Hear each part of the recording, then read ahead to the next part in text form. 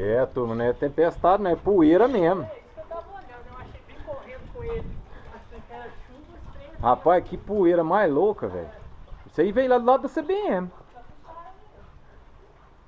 Você tá doido, olha o poeirão, galera.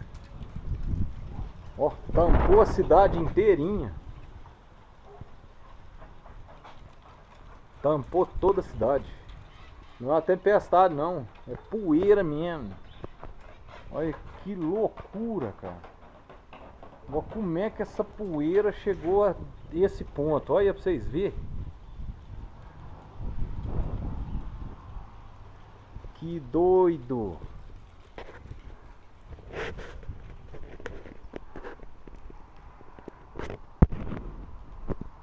Ó.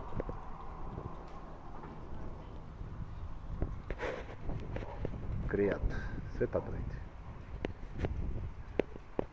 Tampou o céu, não é chuva, poeira no céu inteiro, galera. Trem mais doido. Gente, olha a situação.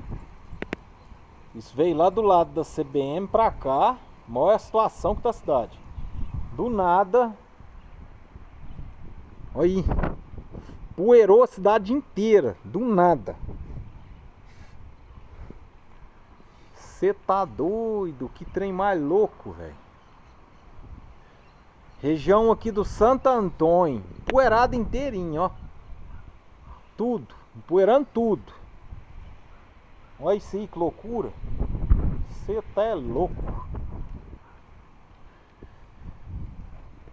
Imagina lá no Parque das Flores, condomínio mais profundo ali, ó. Nossa, Mangabeira, você tá louco. Deve tá tudo vermelho de poeira. Coitado de quem limpou a casa hoje. Cidade inteira. Tomou a cidade inteira de poeira. Cidade de Araxá, Minas. Só poeira. O céu, as nuvens entremeadas de poeira. Não é nuvem de chuva, não. Você tá doido? Que trem mais louco.